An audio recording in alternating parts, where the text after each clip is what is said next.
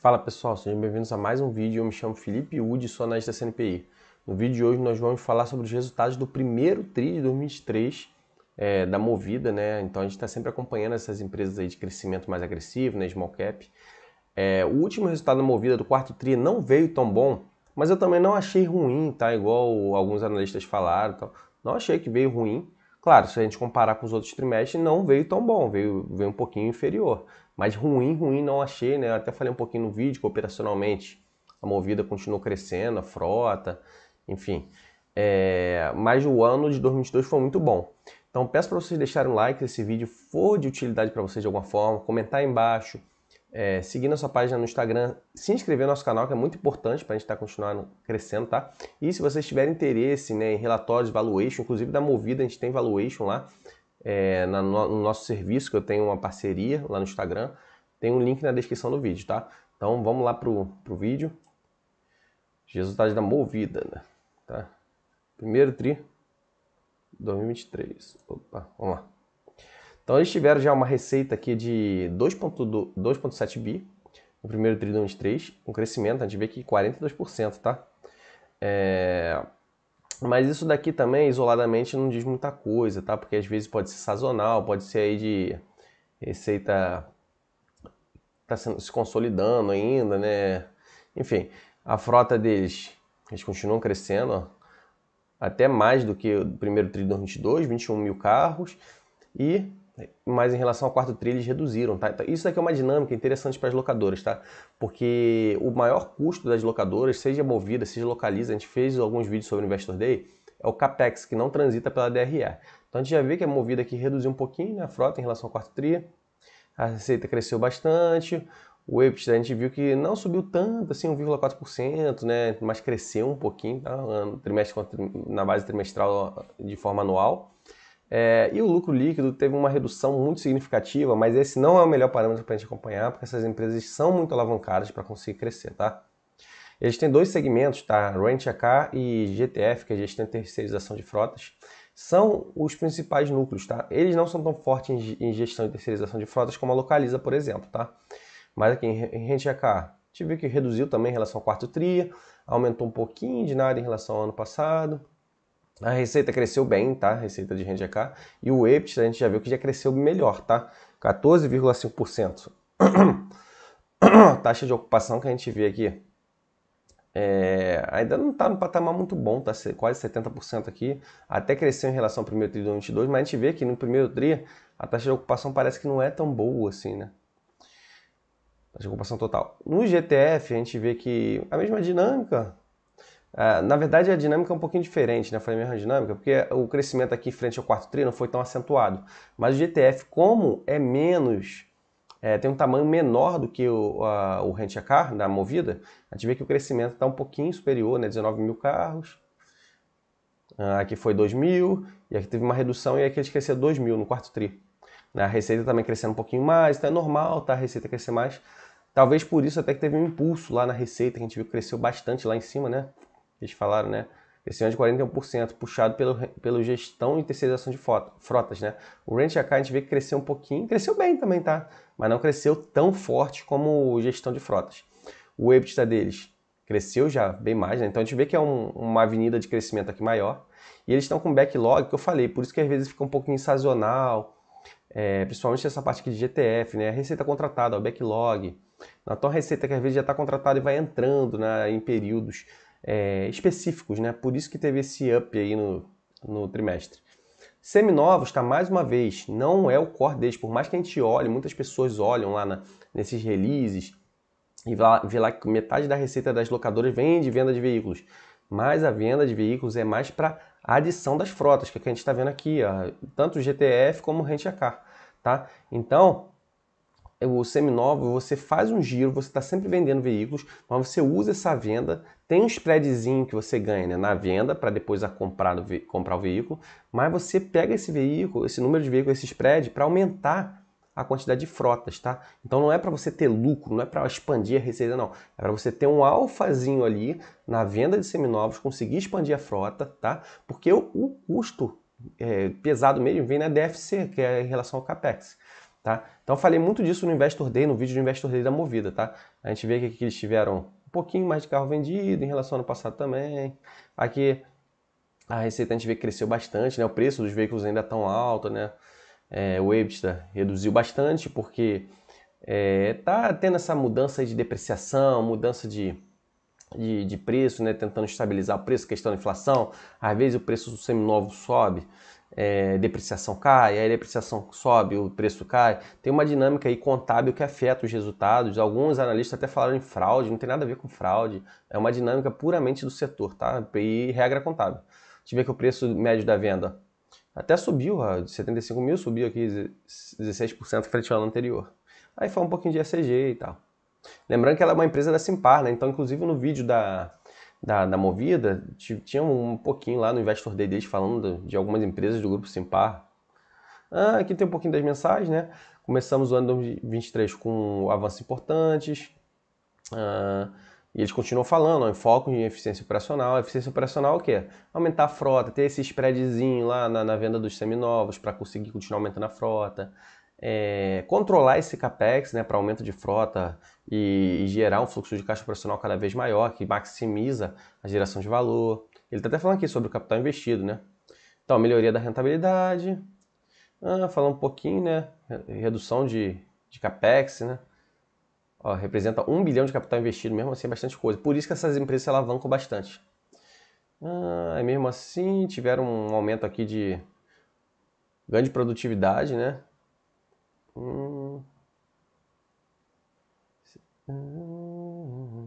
Ganho de produtividade de 5,3 pontos percentuais, acho que é em relação ao trimestre anterior, né? Que não veio tão bom como eu falei. Aí foi um pouquinho da dívida deles, que é um pouquinho alto, né? Mas pagaram algumas dívidas, ó, dívidas locais e exteriores, 2,2 bi no trimestre. Então deve aquele fluxo de caixa ficar meio bagunçado, tá? Quando a gente olha trimestral essas empresas. E aí eles quitaram dívida que está para vencer agora, 2023, 2024, né? De repente teve até um deságio, né? Pagou um pouquinho menos do que tinha que pagar porque eles pagaram antecipado. Então isso daí também é geração de valor, né? Você acabou pegando lá um empréstimo lá atrás, conseguiu crescer, começou a gerar o caixa e aí você quita essa dívida antecipadamente para ter um alfazinho também, um retorno um pouquinho maior. Reduziu a linha de fornecedores, ó, contas a pagar, e o capex líquido negativo de cerca de 700 milhões. Né? Então eles estão controlando aí o capex, né? Continuamos a evolução constante. Vamos lá. Aí estão com equipe de price, inteligência de compras de carros, né? Para ter maior rentabilidade, repasse de preço.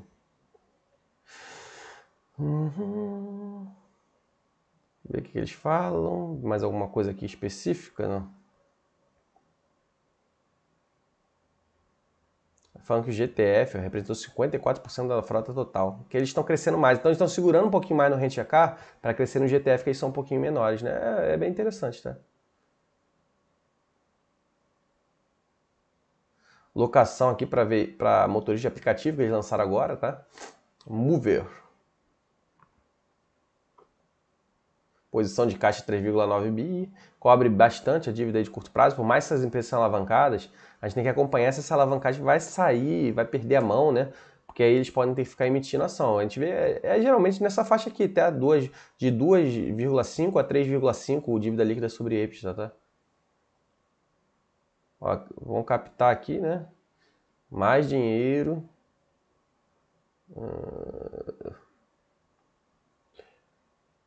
500 milhões, prazo total de 5 anos, mais CDI, mais 1,65. Agora a dívida fica alta porque o CDI está em alta, mas a tendência quando a Selic cair, essa dívida não ficar tão pesada não, tá? CDI mais 1,65, tranquilo. Porque um patamar assim mais estável de Selic seria 7%, né? E aí a CDI ficaria mais ou menos nesse patamar. Então a gente vê que aquele spread, eu falei muito disso lá no vídeo do Investor Day da Movida, eles costumam ter um spread muito bom entre o custo da dívida e o retorno que eles dão, né, para os investidores. Aí é por isso que eles têm que se alavancar para crescer e tal. Então vamos lá, vamos prosseguir. Aqui consolidada, a gente vê que a receita de locação, ó, aqui tem locação em seminovos, né? A gente vê que seminovos até subiu bastante, né? Frente ao primeiro tri aqui, ó, 50%. Mas talvez é porque eles também estão se desfazendo, tendo um giro aí dos ativos, né? Giro de veículos. Às vezes os veículos ficam muito desgastados. E o GTF costuma girar menos, tá? Do que Rent a Car. E aí eles estão crescendo agora mais no GTF, né? Desaceleraram um pouquinho o Rent a Car. Então a tendência é esse giro no futuro aqui de seminovos reduzir, não ter essa venda aqui, essa receita muito forte. Mas a receita de locação a gente vê cresceu, puxado bastante aí pelo GTF, né? Deixa eu ver o que eles falam aqui. 2,7 em decorrência do aumento da frota do RAC e GTF, né? É, mais ou menos o que eles falam. E aqui principalmente da adição líquida de frota, de gestão e terceirização de frota. E em relação ao trimestre imediatamente anterior, a gente vê que a empresa continua crescendo também. Não é um crescimento muito agressivo, né? A gente vê que está girando mais a frota.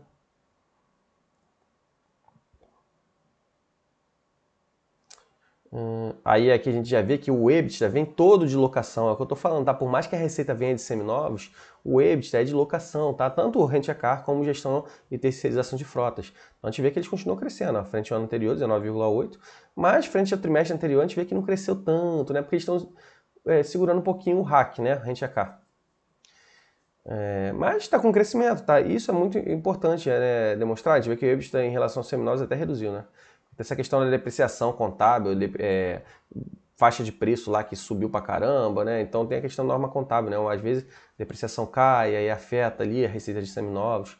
Mas a gente tem que se ater ao crescimento do core deles, que é a locação, e aí nesses segmentos, RAC e GTF, tá? Tá bem, tá? A gente vê que não é um crescimento mais absurdo, né, de trimestre contra trimestre, como a gente vê uma Vamos da vida, por exemplo, mas a empresa tá bem.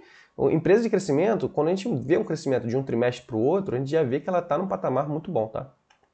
Ó, eles tiveram maiores gastos com depreciação no período, né? Estabilizou lá o preço da venda dos seminovos, né? A gente viu lá no início o preço médio, mais ou menos 70 mil, né? E a depreciação caiu, né? Aumentou, né? Quer dizer. E aí isso daí teve uma queda aqui no seminovos. E aí o EBIT, a gente vê que, se a gente não considerar a depreciação, a gente vê que cai um pouquinho. Mas essas empresas não tem como a gente não considerar a depreciação, tá? Porque são empresas intensivas em CAPEX. E da mesma forma que elas depreciam muito, elas giram bastante o ativo, que a gente viu. Né? Então, isso daqui é perfeitamente normal, o EBIT às vezes cair. Até frente ao quarto TRI, a gente vê que subiu um pouquinho, tá? 7%. E o lucro líquido é a pior métrica para a gente acompanhar. Claro, se a empresa estivesse dando prejuízo cada trimestre, prejuízo continuamente, né, dando prejuízo, é um sinal de alerta, tá? Mas a empresa, assim, são empresas extremamente alavancadas, elas estão com despesas financeiras altas porque tem que se alavancar nesse momento de Selic elevação, né? Tá até falando que a elevação da taxa de juros e o nível da dívida deles são altos, né? Toda empresa de aluguel de veículos é assim, né? De locadora.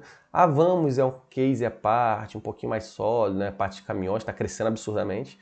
Mas está dando lucro ainda, né? Claro, despencou. Até melhorou frente ao quarto TRI de 2022, né? Mas é bem pequenininho, né? O lucrinho ainda. A tendência, se eles começarem a desalavancar, reduzindo o capex ou crescer um pouquinho mais devagar, né? É porque eles estão continuando crescendo aí no GTF, né? Mas se eles tirarem um pouquinho o pé do acelerador, ou até a Selic normalizar, esse lucro voltar a subir bastante. A gente vê que o lucro deles aí quando a Selic estava baixo, ó, 258 milhões. Aí fala um pouquinho da depreciação do Rent a Car, né? Esse Rent a Car, que é aluguel para pessoa física, né, em geral, tende a ter um giro maior, tá, do que GTF. A gente viu que teve aqui um aumento em relação ao primeiro trimestre de 2022, 145%, depreciação e queda, né? Devido ao menor valor do imobilizado, né? Que seria o menor valor aí dos veículos, né? Ó, aumento da depreciação ano a ano reflete a frota em transição com pressões nos preços do carro em um contexto macroeconômico mais volátil. E aqui do GTF a gente vê que é um pouquinho menor, né? Porque ainda não tem aquela frota tão grande também.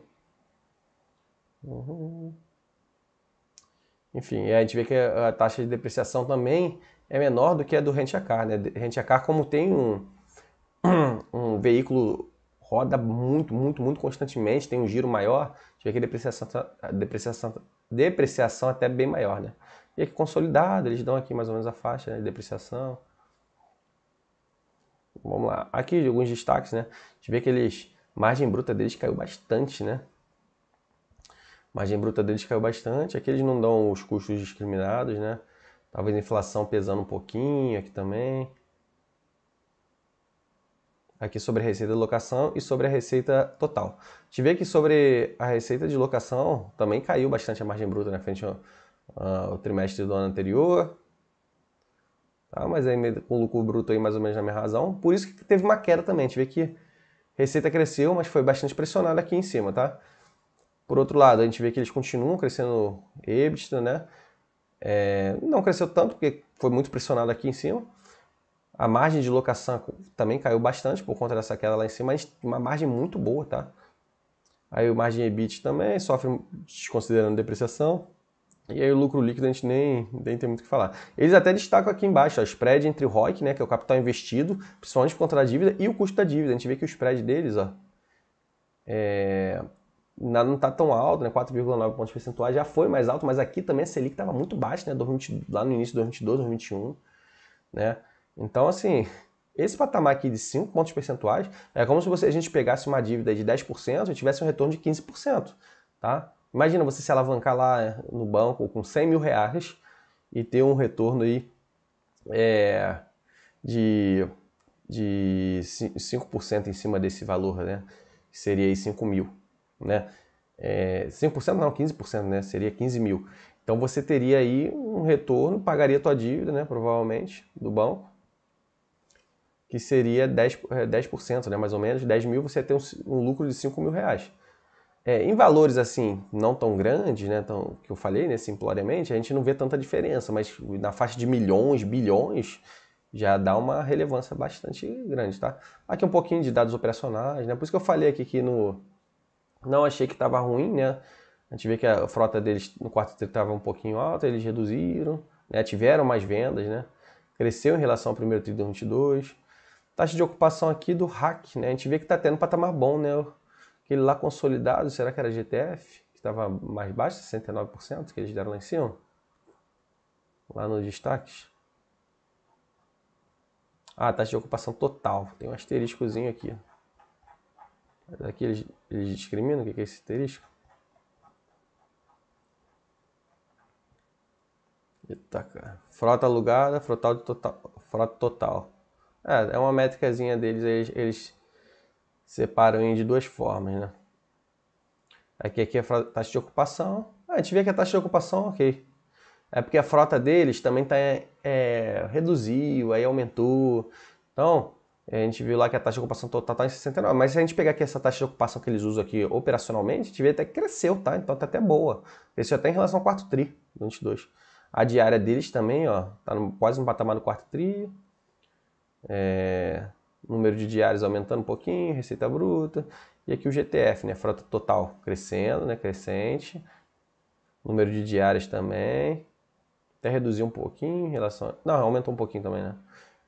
Receita bruta também subindo. E aqui seminovos, né? Que não é o nosso foco, tal. A gente vê até que reduziu em relação ao quarto tri, ó, o preço do seminovo. Então é isso aí, pessoal. Vamos passando aqui a frota, mais um pouquinho. A gente vê que a frota subiu em relação ao anterior, mas reduziu em relação ao quarto tri. Controle de capex, né?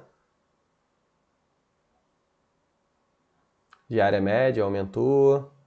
Mas aqui reduziu de um trimestre para o outro um pouquinho, quase flat, né? De um trimestre para o outro, do quarto tri para agora.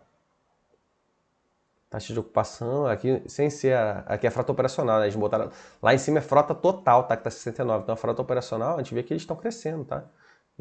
Inclusive em relação ao quarto tri. A gente vê que no quarto tri estava até maior que o primeiro tri de 2022. Por isso que eu não achei que o resultado foi ruim, né? Aqui eles dão a taxa de ocupação total, a gente vê que cresceu também. Mas aí é porque a frota total eles reduziram um pouquinho, né? Em relação ao quarto tri, né? Tiveram controle. Aí receita que a gente já viu. Aí teve um pouquinho aqui de Portugal, que eles botaram um pezinho lá em Portugal, né? 14 milhões em primeiro tri de 2023, bem pequenininho, né? Reduziu um pouquinho. Receita por carro, mais ou menos flat. EBITDA, a gente já viu que cresceu um pouquinho. Frente ao ano passado até caiu, mas frente ao quarto tri cresceu um pouquinho. E o EBIT caiu bastante, né? GTF, né? O GTF, frota crescendo bem mais agressiva, frente ao primeiro tri. Frente ao quarto tri, 2%, né? A diária aumentou, né? E o backlog disparando, né? Frente ao quarto tri, o backlog não subiu tanto, né? Mas a gente vê que esse backlog aqui do primeiro tri de 2022, de repente já refletiu a receita aqui nesse primeiro tri de 2023, né? A gente vê que é por isso que a receita disparando, porque esse backlog contratado aqui, né? Tá bem grande e continua crescendo. Então a tendência é a receita deles continuar em crescimento constante, né? Receita por carro também, ó, subiu bastante aqui, do ano passado para agora. Tá tendo mais clientes, né? Mas aí frente ao quarto tri, 6%. E aí o EBITDA saltou bastante aqui frente ao ano passado, porque ainda não era uma base de comparação muito forte, né? Mas frente ao quarto tri, 7%. Tal. A gente vê que não é um crescimento absurdo, né? EBITDA por carro também, mas está crescendo, tá? Carros vendidos, isso aqui não é o core deles, número de lojas também aumentou um pouquinho. A despesas gerais administrativas aqui a gente vê controlado, ó. Então eles controlando também despesas operacionais. Isso aqui em relação a seminovos, né? Receita subindo. Frente ao quarto tri, 4%, né? Bem tranquilo. Ticket médio controlou aqui, caiu um pouquinho, ficou mais ou menos flat. Ano passado estava mais distorcido, né? EBITDA caiu.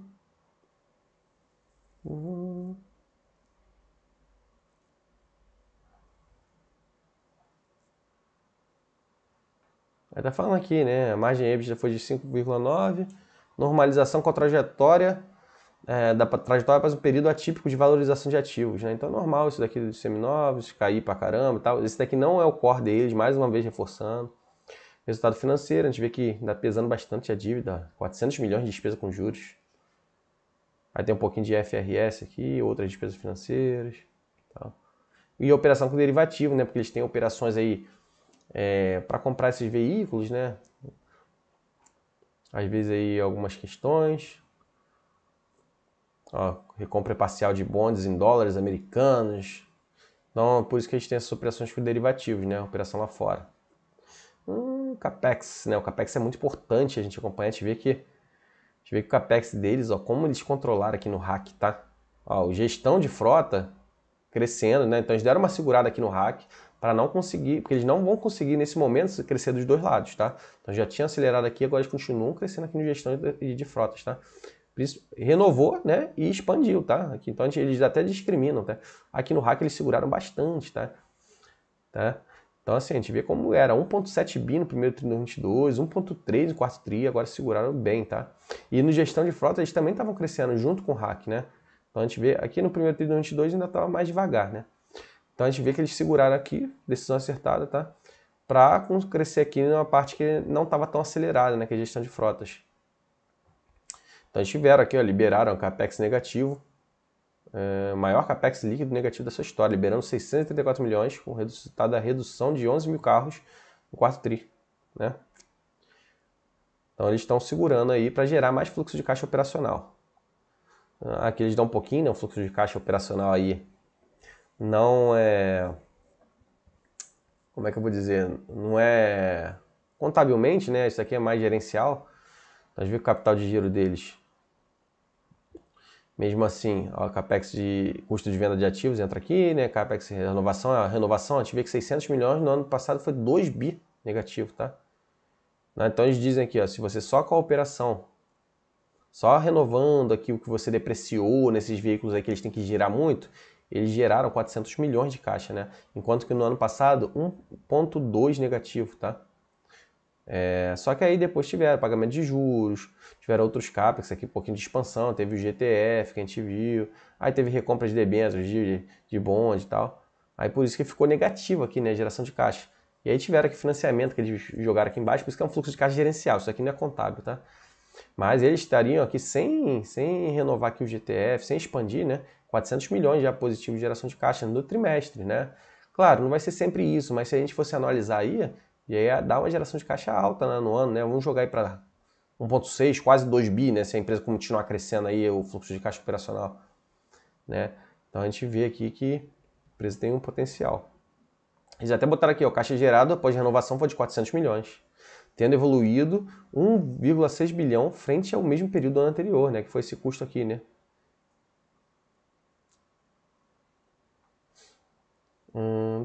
A redução de 1,2 na conta de fornecedor no trimestre impactou o capital de giro devido ao prazo de pagamento, né? E por que eles pagaram, esse capital de giro aqui ficou tão negativo? Eles anteciparam o pagamento de fornecedores, né? Que a gente estava vendo lá. para depois ter um custo inferior, de repente, lá na frente, né? Como eles estão segurando aí a expansão no hack, já quitar de uma vez esse pagamento, né? E aí foi para pagar também investimentos ao longo de 2022, né, que eles falaram aqui. Menor capex de renovação e aumento da venda de ativos. Estrutura de capital, a gente vê que o caixa aqui cobre a dívida deles até 2024, né, por isso que eles quitaram aqui, 2023, 2024. Aí tem aqui um 2025, 2026 já começa a ficar mais pesado, né? Então a empresa tem que começar a gerar bem aqui, tem que dar resultado bom, tá? Em 2023 e 2024. Vou ficar de olho. E o resto aqui tem 2027 também e 2031, né? Dívida alta, né? 11,2 bi. Mas a alavancagem aqui sempre no patamar aqui de preço, né? Não pode passar de 3,5. Tem o covenant aqui, né? Tem covenant. Eles têm um covenant aqui de 3,5, tá? Então eles não podem atingir esse patamar aqui, senão o credor pode exigir o pagamento da dívida, tá? Tem o covenant também sobre despesa financeira, então tem que ficar de olho, ó. Ela estava em 2,2 vezes e eles estão com o covenant maior, ó, se tiver maior que 1,5 vezes. Então eles já atingiram aqui, mas provavelmente devem negociar, porque isso aqui é algo que o pessoal não fala, tá? Eles já atingiram aqui esse covenant, tá? De EBITDA sobre despesa financeira líquida, tá? Tá 2,2 vezes e é maior que 1,5 vezes. Ele já tem que, o credor já pode exigir o pagamento. Mas como eles têm uma relação boa, provavelmente eles devem ter negociado. A Selic está num patamar muito alto, segura aí, porque senão vira uma quebradeira, né, em massa. Dívida bruta deles aqui era a dívida líquida, tá? Dívida bruta 15,1 bi, né? Porque tem fornecedor aqui também no meio, né? E aí eles reduziram, né? Porque pagaram o fornecedor, né? Então já pagaram o fornecedor porque essa dívida aí, apesar de ser um capital de giro, entra como se fosse uma espécie de empréstimo, né? Semelhante até com aqueles problemas que a gente viu lá na Americanas, né? Que eles ocultaram o pagamento para fornecedores, né? Que entraria como despesa financeira. Então por isso que eles reduziram aqui também. Aí fala um pouquinho mais da dívida, né? Tem um pouquinho de instrumento derivativo aqui, ó, 1 bi, hedge. Eles dão um lucro líquido contábil aqui, dos últimos 12 meses, 319 milhões. Mesmo com esse resultado financeiro horrível, né? Porque o EBITDA deles aqui é 3,5.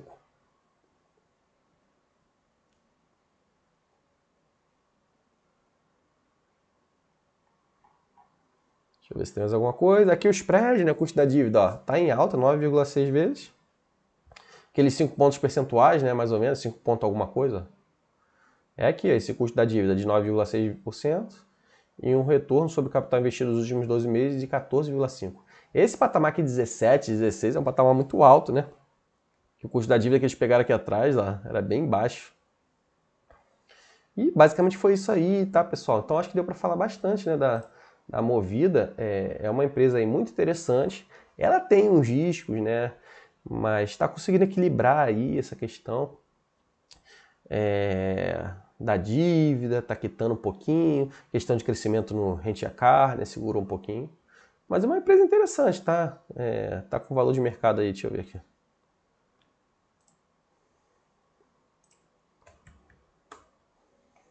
Tá com valor de mercado de 3,12 bi.